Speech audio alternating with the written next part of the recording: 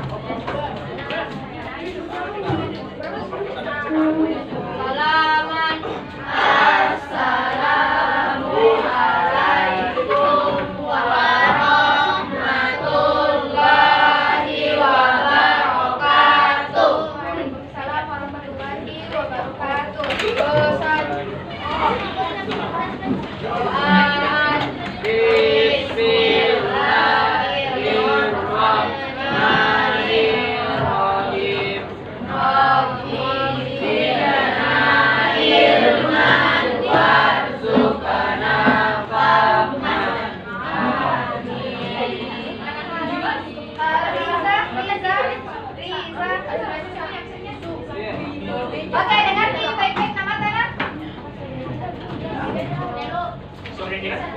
Dengar nih baik-baik nama tanah. Fitri.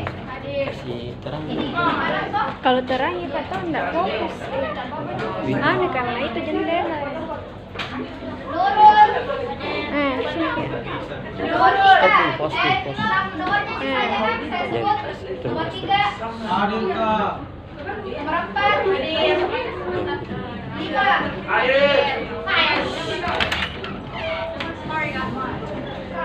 Nomor 6. Adam. Kenapa deh? 7. Mau UKS. 7 mana? Duduk. 8. 9. Kak kita 10. Adit. 12.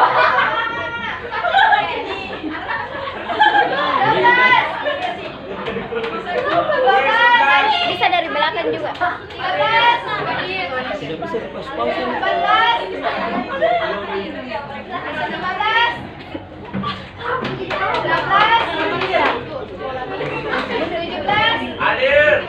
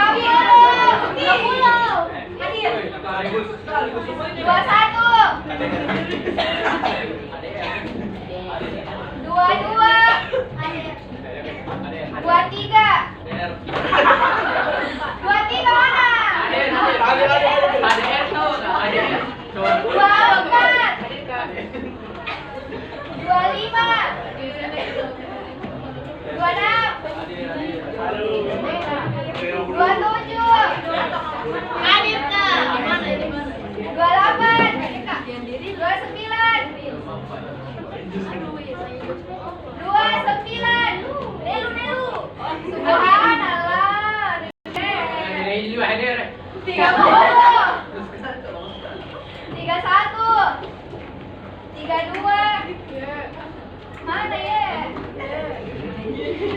33. Cewek balik sini gitu dulu. Cewek.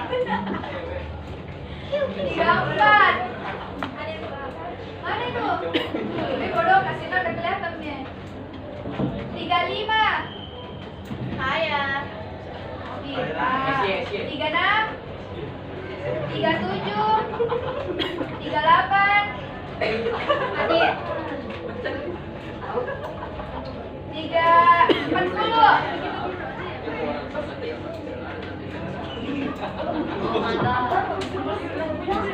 Ambil di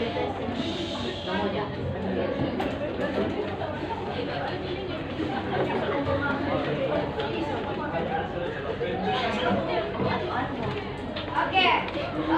pertemuan pekan lalu itu kita belajar mengenai materi apa ya? Ada yang ingat?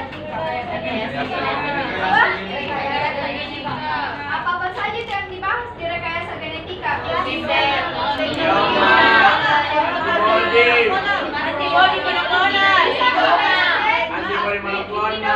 Oke, apa lagi? Oke, apa lagi yang dibahas? Kita tapi oke, iya. Jadi pekan lalu itu kita presentasi ya, teman-teman presentasi ya mengenai materi dari rekayasa genetika. Kalau untuk pertemuan hari ini, ada yang tahu kita mau belajar apa?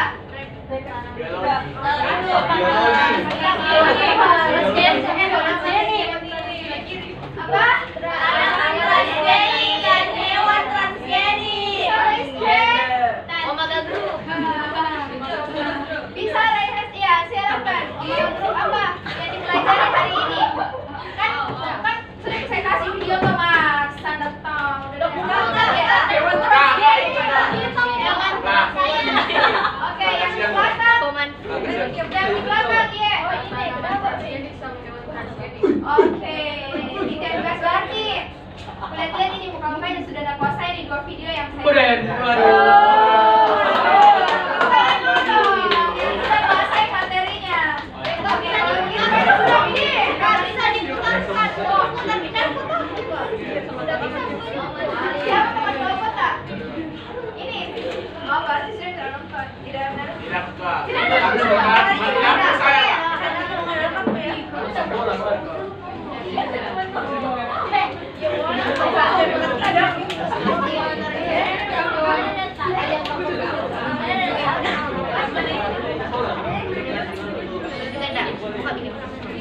Nah, jadi ini untuk tujuan pembelajarannya kita hari ini. Yang pertama ada 3. Yang pertama itu mengidentifikasi minimal 7 contoh dari tanaman transgenik. Kemudian kita juga akan menganalisis metode pembentukannya hewan transgenik. Kemudian ada juga yang ketiga itu manfaat dan dampak dari rekayasa genetika. Kayaknya ada dari video yang saya kirimkan. Perhatikan itu kalian yang bisa dapat apa-apa saja dampaknya dari rekayasa genetika. Nah, ini saya buat kelompok.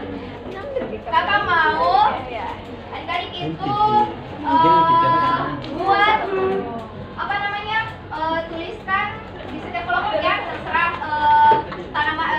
tanamannya itu apa saja yang termasuk dari tanaman transgenik. Minimal 7, boleh lebih, tidak boleh kurang. Oke? Setiap kelompok. Kemudian dari video yang kemarin ditonton itu kan ada 2 video. Nah, dari video itu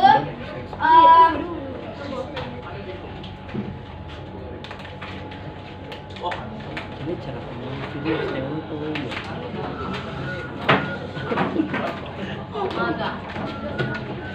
sudah dikasih semua KBM-nya, Pak? Sudah. Setengah, Kak. Bisa dipakai. Halaman 25 juga. Baru 1/4. Masih 3/3, Kak. Terserah deh. Nanti sebentar saya periksa kan KBM-nya lagi.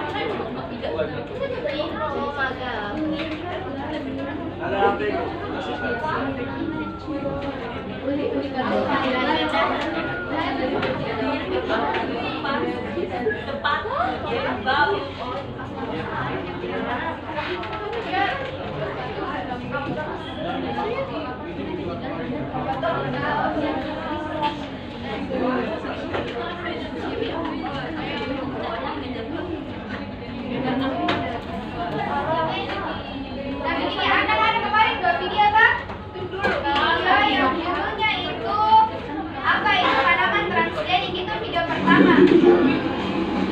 Gaji, Gojek, ada fit.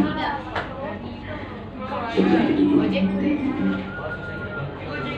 Nah, ini video pertama, teman-teman nonton, kemudian lihat di situ masalah apa yang disampaikan di situ. Apa saja masalah dari rekayasa genetika. Tanaman transgenik untuk video yang satu ini. Masalah apa yang tidak diakibatkan oleh adanya ini tanaman transgenik. Nah, kemudian penyebab anaknya. iya, apa sih yang terjadi kalau ini tanaman transgenik ada? Apa dampaknya? Apa dampaknya? Kemudian apa sih manfaatnya dari tanaman transgenik? Iya. Kemudian itu kedua dari video ini yang bisa diambil. Nah, kemudian itu dituliskan setiap kelompok itu. Kemudian teman-teman nanti paparkan apa yang didapatkan sebentar. Kemudian solusi dari dampak yang didapatkan dari video dampaknya, oke? Oke. Saya mau putarkan dulu atau bagaimana? Jadi hari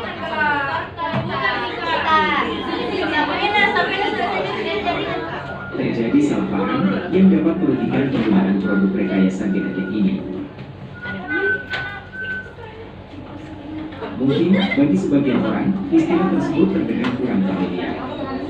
Akan tetapi, pada bidang sains, khususnya pertanian, rekayasa genetik memiliki peran penting dalam perkembangan ilmu pertanian pada saat sekarang ini.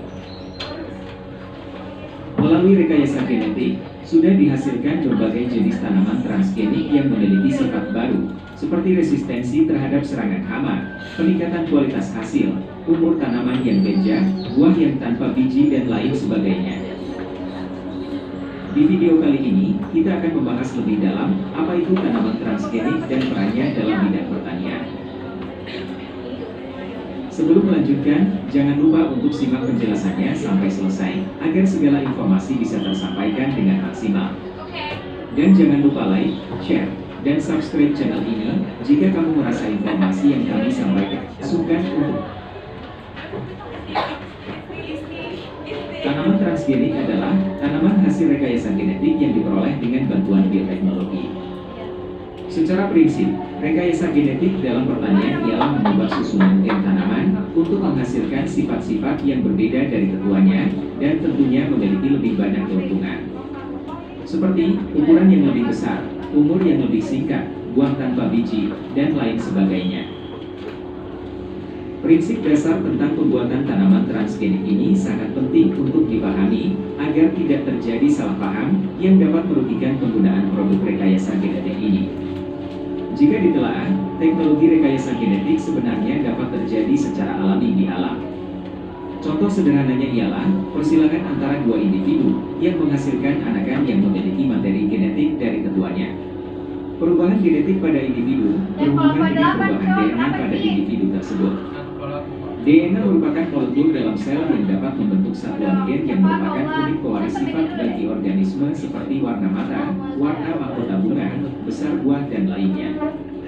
DNA memiliki untai ganda, bermuatan negatif karena gugus fosfat, sensitif terhadap perubahan pH, dan banyak memiliki domain untuk berikatan dengan molekul lain seperti DNA, RNA, atau protein. Gen biasanya diturunkan atau diwariskan dari satu individu ke anakannya melalui proses DNA rekombinasi. Proses ini biasanya terjadi pada saat pembelahan sel pada perkembangan makhluk hidup. DNA ini dapat dimodifikasi. Urutannya bisa diubah, ditambah, atau dikurangi, sehingga sifat yang dibawa oleh gen juga akan berubah. Artinya, individu tersebut bisa memiliki penampakan atau sifat yang berbeda. Misalkan, ada tanaman padi yang rentan terhadap kekeringan, kemudian ditambahkan gen yang membawa sifat tahan kekeringan, maka tanaman padi tersebut menjadi tahan terhadap kekeringan. Dalam memodifikasi DNA, peneliti biasanya menggunakan bahan-bahan yang berasal dari alam, seperti enzim restriksi yang dapat memotong DNA, ligasi yang dapat menggabungkan DNA, dan lain sebagainya. Sehingga, mekanisme yang berlangsung akan meniru mekanisme yang terjadi dalam sel secara alami.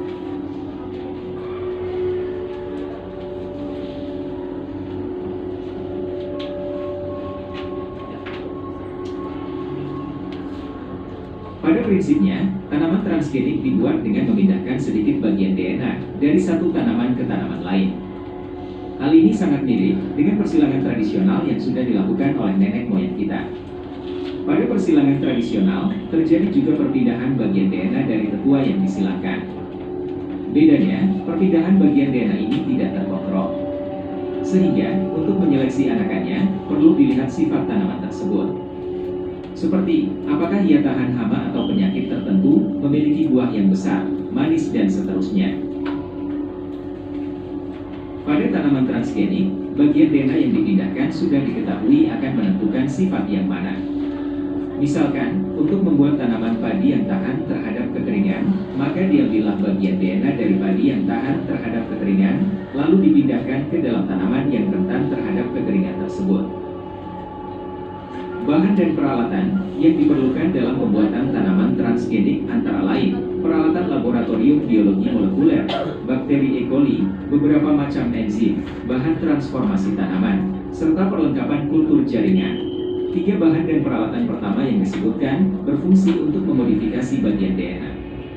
Mulai dari mengambil DNA dari sumber tanaman, mengedit DNA seperti memotong dan menyambung DNA, memperbanyak DNA dalam sistem bakteri E. coli, serta memastikan keberadaan dan urutan DNA yang diklon.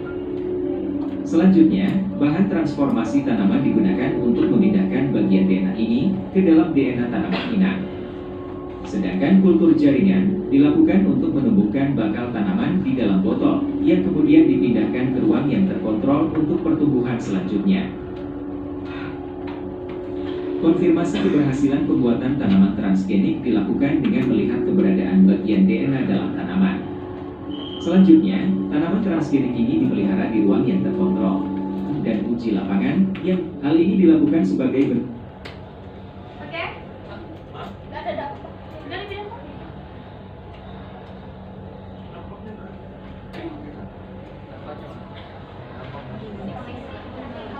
Kehati-hatian untuk memastikan bahwa tanaman tersebut aman terhadap lingkungan dan aman untuk dikonsumsi manusia atau ternak.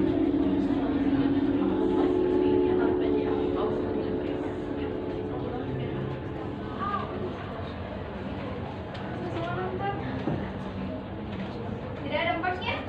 Tidak ada. Baru tidak jelaskan.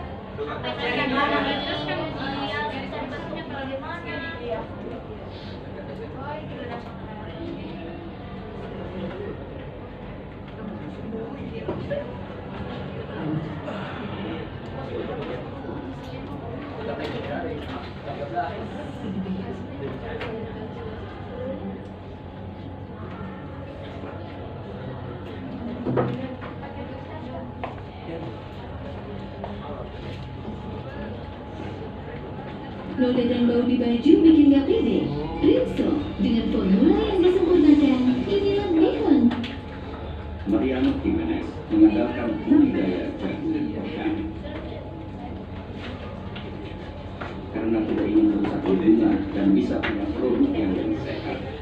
Itu alasannya. Tapi kini muncul tren jagung rekayasa genetika. Lebih 60% lahan jagung di Aragon menanam jagung transgenik. Spanyol adalah produsen jagung transgenik terbesar di Uni Eropa. Catat kita yang penting-pentingnya. Jagung rekayasa genetika Sebentar itu langsung dipaparkan per kelompok. 18 tahun. Yang ini. Masalahnya bagi para petani organik, angin membawa sebuah tanaman rekayasa genetika ke ladang mereka dan mencemari jagung organik. Nah itu. Mariano kesal dan awalnya sejak 18 tahun. Masalahnya bagi para petani organik, angin membawa sebuah tanaman rekayasa genetika ke ladang mereka dan mencemari jagung organik. Mariano kesal beberapa kali dia menemukan jagung transgenik pada panennya.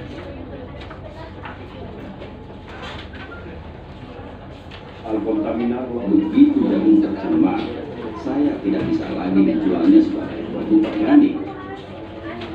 Jadi saya harus menjualnya sebagai jagung biasa.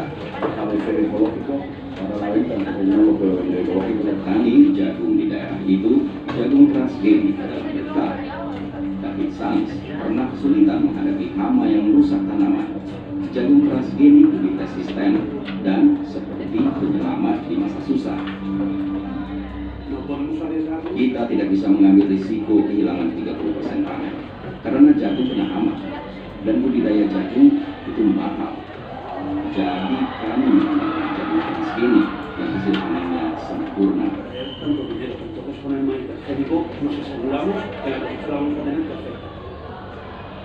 Felix Balahin sejak 3 tahun tidak menanam jagung lagi. Petani organik ini menanam sayuran lain. Dia kecewa terhadap pemerintah yang mengizinkan penanaman jagung transgenic karena masih belum jelas apa dampak jagung rekayasa genetika pada kesehatan manusia.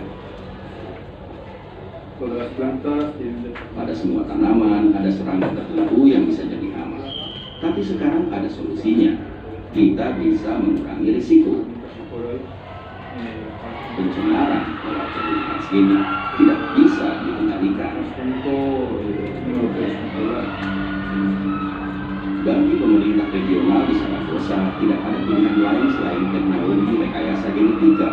Jagung transgenic adalah jawaban tepat bagi serangan hama di Spanyol. Produksi juga akan ditingkatkan untuk bisa memenuhi kebutuhan pakan ternak. Searching ulang lagi bisa dilakukan. Ini selanjutnya, Manfaatkan HP-nya. apa masuk akal melarang teknologi melawan hama? Di sisi lain, kita mengimpor jagung transgenic. Produksi terbesar di dunia adalah jagung transgenic.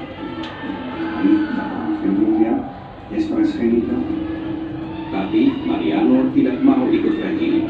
Sama seperti banyak petani lainnya, dia hanya akan menanam tomat atau paprika. Jagung alami merupakan ternak hampir tidak ada lagi di Spanyol.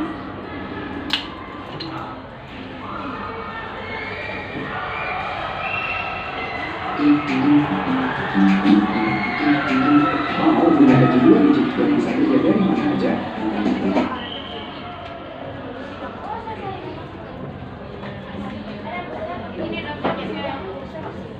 Saya kasih waktu 5 menit. Rampungkan jawabannya. Nggak harus dipanjang, nggak harus di 1 lembar jawabannya. Yang penting teman-teman bisa jawab apa masalah dari adanya tanaman transgenik. Apa masalahnya, kemudian manfaatnya tanaman transgenik itu apa? Kemudian solusi dari dampaknya yang ini. Solusi dari itu masalahnya. Tanaman. Kok kita fokus ke tanaman dulu?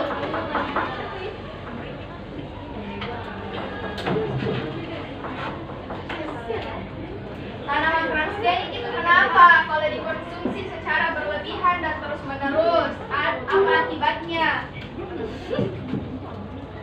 Dan apa yang terjadi pada tanaman organik kalau ada itu tanaman transgenik? Silahkan diskusi bersama teman kelompoknya.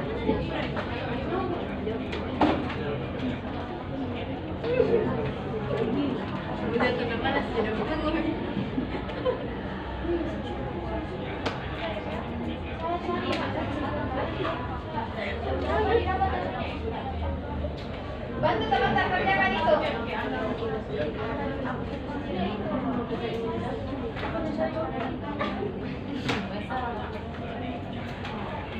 Sebentar kita main koin, main bintang di setiap kelompok. Siapa yang paling banyak bintangnya dia akan dapat kelompok Oma sesuatu.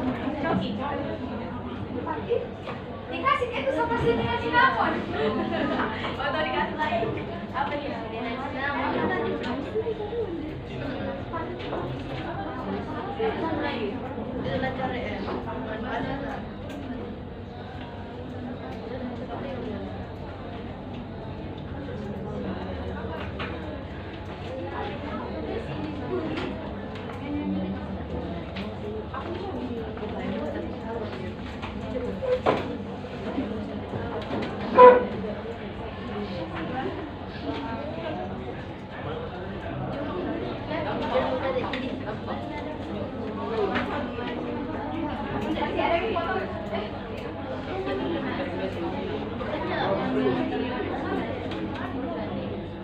Ada satu dia.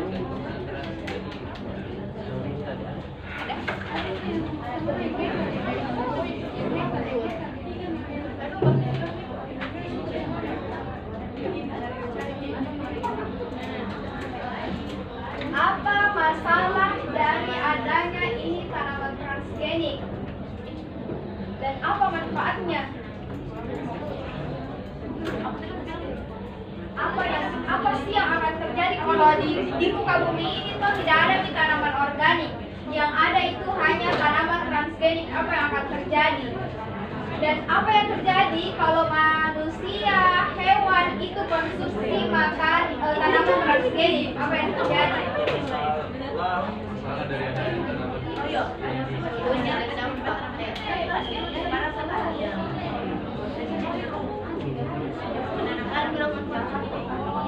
Butuh waktu berapa menit lagi? 3 menit? Gak ada nafsu. 5 menit? Oke, menerima 5 menit.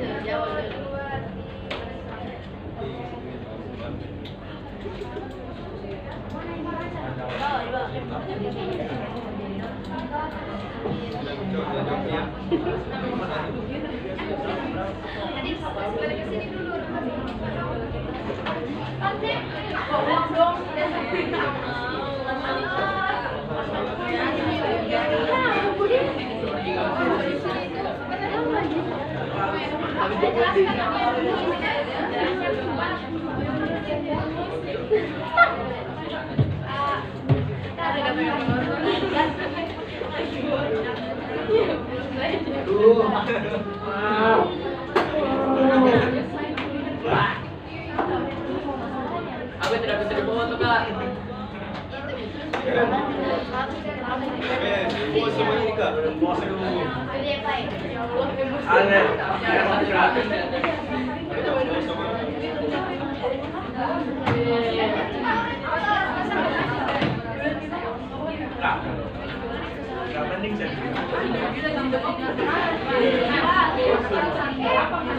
buat teman-teman hari ini jadi kita foto sebentar ya. Jadi kasih cepat selesai supaya ada waktu 10 menit untuk foto.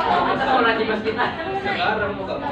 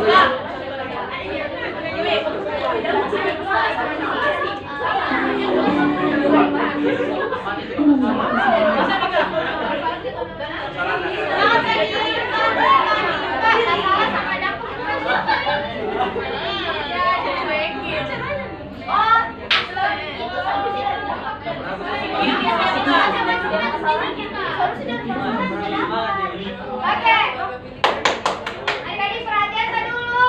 Sudah selesai nih waktunya untuk topik pertama yang tadi tanaman transgenik. Sudah selesai nih semua? Belum. Oke, enggak apa-apa, jadi sebentar ya. Sekarang kita masuk ke yang kedua itu metode hewan.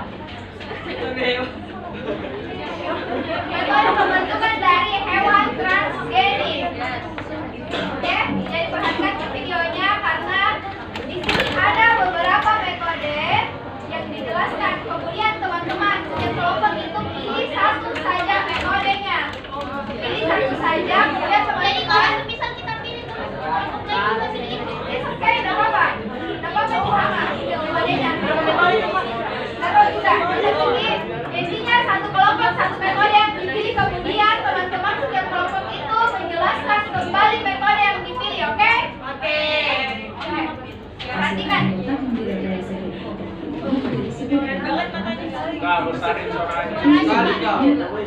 Hewan transgenik itu apa sih? Pada dasarnya, hewan transgenik adalah hewan yang dengan sengaja dimodifikasi atau susunan dari genetikanya telah mengalami rekayasa sehingga didapatkan sifat-sifat yang unggul dan menunjukkan manusia. Dalam hal ini hewan transgenik ada kelebihan dan kekurangan yang berikut. Kelebihan dari hewan transgenik adalah peningkatan efisiensi, produktivitas, dan nilai ekonomi produk. Hewan transgenik juga dapat menjadi sarana bagi ilmuwan untuk menghasilkan obat-obatan dan penelitian berbagai produk. Namun ada juga kekurangan. Pelepasan organisme transgenik ke dalam alam liar dapat menyebabkan kerusakan biodiversitas. Ada juga masalah etis dari hewan transgenik. Contohnya, apakah pantas manusia dianggap seperti hewan sampai berusaha menikmati ciptaannya? Tentunya segala sesuatu memiliki kelebihan dan kekurangannya. Semuanya bergantung pada kita dan bagaimana cara kita melolongnya. Ngomong-ngomong, kalian tahu nggak cara hewan transgenik itu dibuat sebenarnya gimana sih? Mari kita simak penjelasannya. Berikutnya, teknologi transgenik pada hewan dapat dilakukan melalui beberapa teknik atau metode. Yang pertama adalah microinjection. Mikroinjeksi DNA itu dilakukan dengan melakukan injeksi langsung fragmen DNA terpilih secara mikro yang diambil dari anggota lain dalam spesies yang sama ataupun berbeda ke dalam produk sel telur yang telah dibuahi. Caranya, fragmen DNA terpilih itu dimasukkan ke dalam sel telur menggunakan pipet kaca yang sangat kecil. Proses ini dilakukan di bawah mikroskop menggunakan mikrokontroler untuk mengkontrol pergerakan jarum suntik dan Mau kita caranya? Tulis gitu metodenya, metode apa, kemudian bisa di-searching. Kemudian perhatikan ini, ada temannya perhatikan ini. jumlah larutan DNA yang disuntikan. Di dalam sel, DNA akan bergabung dengan kromosom. Setelah mikroinjeksi selesai, telur dibuahi secara in vitro dan sel telur ini akan diimplantasikan kembali ke rahim hewan agar bisa melanjuti tahap perkembangannya. Kemudian berikutnya ada metode rekombinan defektif retrovirus. Transfer gen dengan media retrovirus artinya menggunakan retrovirus sebagai vektor yang kemudian menginjeksi DNA ke dalam sel inang. Caranya, target gen yang diinginkan dimasukkan ke dalam retrovirus yang sudah dilemahkan. Ketika virus masuk atau menginfeksi ke dalam sel telur, virus akan meninggalkan RNA-nya yang akan melalui sebuah proses bernama reverse transkripsi dengan bantuan enzim reverse transcriptase, yaitu perubahan RNA. Ini yang dijelaskan tidak sampai serinci ini genetik, tapi garis besar dari setiap proses dari metode itu. Oke, paham? Tidak harus diserinci bagaimana, tapi ditoki setelah ini seperti ini, kemudian diambil, diinjeksikan DNA-nya, kemudian dipindahkan ke sini. Seperti itu. Yang penting kalian paham dari metode itu. Oke? Menjadi DNA. Lalu DNA virus dan DNA sel telur akan bergabung menjadi satu, dan setelah itu telur dibuahi secara in vitro, dan sel telur ini akan kembali diimplantasikan ke rahim hewan agar bisa melanjuti tahap perkembangannya sampai dewasa. Lalu metode yang ketiga adalah linker based sperm mediated gene transfer. Metode ini dilakukan dengan melibatkan interaksi DNA eksogen dengan spermatozoa. Sperm mediated gene transfer adalah teknik transgenik yang mentransfer gen berdasarkan kemampuan sel sperma untuk secara spontan mengikat DNA eksogen dan mengangkutnya ke dalam oosit selama pembuahan untuk menghasilkan hewan yang dimodifikasi secara genetik. Caranya, spermatozoa yang membawa DNA eksogen dimasukkan ke dalam sel telur. Ketika sperma berhasil memfertilisasi sel telur, maka DNA akan masuk ke dalam genom sel telur, sehingga sel telur yang berkembang akan mengandung DNA yang diinginkan. Berikutnya, percobaan-percobaan rekayasa genetika hewan pertama. Modifikasi genetika hewan itu pertama kali dilaporkan pada tahun 1974 oleh ahli virologi Rudolf Jenisch, kemudian di Institut Salk, dan ahli embriologi tikus Beatrice Mintz di pusat kantor Fox Chase. Mereka mendemonstrasikan kemungkinan modifikasi gen pada tikus dengan menyuntikkan virus SP40 ke embrio tikus tahap awal. Hasilnya dinyatakan berhasil karena tikus yang dihasilkan itu membawa gen yang dimodifikasi di semua jaringan mereka. Pada tahun 1976, Jenisch melaporkan bahwa mononuclear leukemia virus juga dapat diturunkan kepada keturunannya dengan menginfeksi embrio. Lalu pada tahun 1980, John Gordon dan George Cango bersama dengan Frank Rudel mengumumkan kelahiran seekor tikus yang lahir dengan materi genetik yang telah mereka masukkan ke dalam telur tikus yang baru dibuahi. Kemudian pada tahun 1981, ilmuwan lain telah melaporkan keberhasilan implantasi DNA asing ke dalam tikus sehingga mengubah susunan genetik hewan tersebut. Percobaan-percobaan ini meletakkan dasar untuk menciptakan tikus transgenik yang dimodifikasi secara genetik untuk mewarisi bentuk kanker tertentu. Tikus-tikus ini dihasilkan sebagai alat laboratorium untuk lebih memahami permulaan dan perkembangan kanker. Keuntungan dari tikus tersebut adalah mereka menyediakan model yang sangat mirip dengan tubuh manusia. Tikus tidak hanya menyediakan sarana etal. Beberapa contoh hewan transgenik yang sudah cukup diketahui oleh banyak orang itu seperti ayam tanpa bulu, sapi transgenik yang mampu menghasilkan susu dengan kandungan protein tinggi, domba transgenik yang dapat menghasilkan susu untuk menolong penderita hemofilia, dan babi transgenik yang mampu memproduksi hemoglobin manusia. Untuk mengatasi penyakit demam berdarah, Zika dan chikungunya, the US Environmental Protection Agency atau EPA telah mengizinkan atau dimodifikasi. Oke, sudah minta dipak metode-metodenya? Ada bonus lagi sama contohnya. Contoh hewannya. Oke, sekarang dilengkapi nih metode apa yang dipilih, kemudian dijelaskan kembali bagaimana proses dari metode itu. Oke, silakan. Berapa menit yang dimau? 10 dulu. 11. 6. Oke, silakan. 6 menit.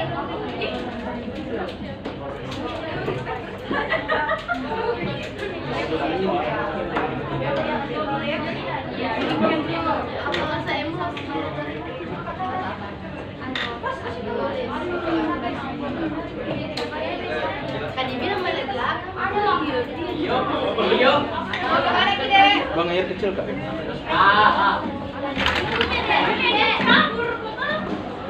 Oh itu kabur itu kok. Wah tidak. Kerja bikin cepat. 6 menit kan? Tidak ada waktu tambahan. Semakin ribut, semakin saya kurangi 1 menit. Tapi dapat kalau diskusi.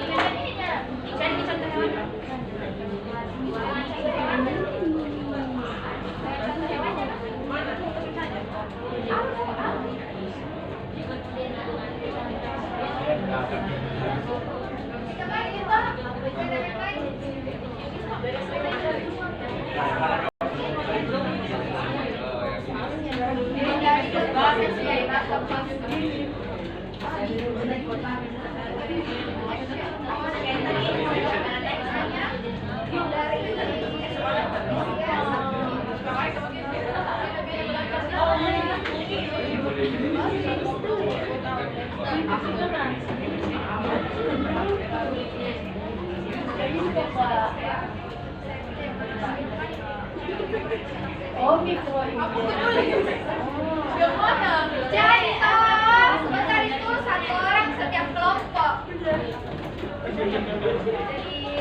Jadi dua video itu jelas. Berapa? Iya, dua video yang tadi. Satu orang besar tadi kan? Tidak dong. Dua orang. Satu orang video.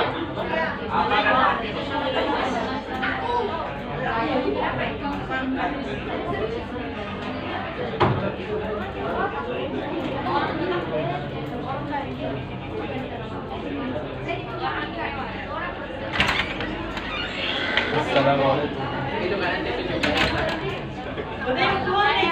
Iya, betul kan? Isi. Salah lagi. Welcome back guys to my channel.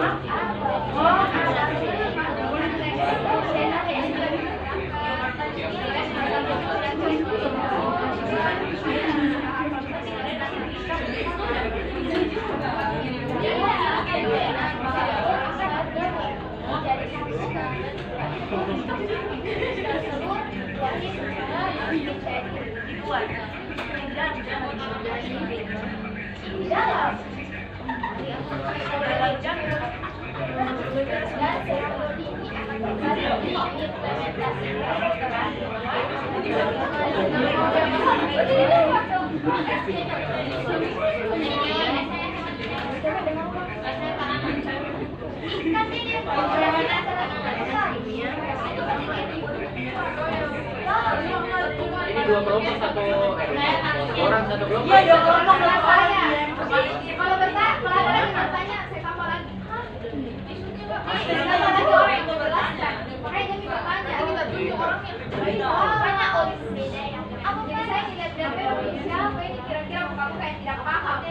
Jahat tuh ya. Setelah memang itu buka-buka pahamnya kalian. Paham sekali ini. Dari tadi.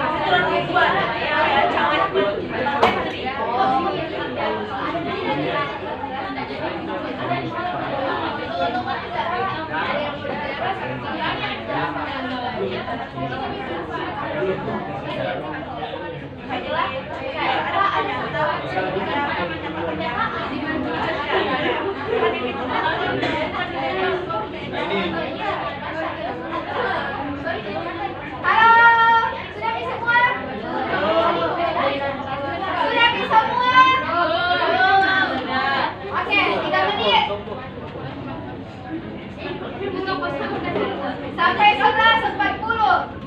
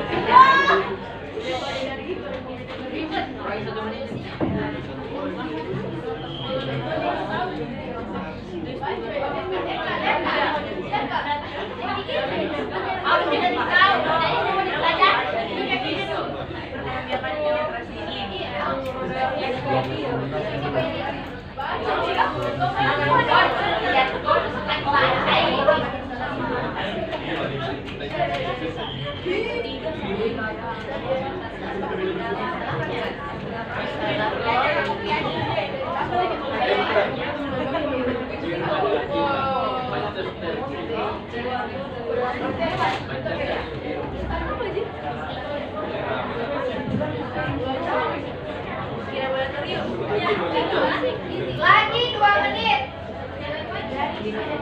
Pak, ini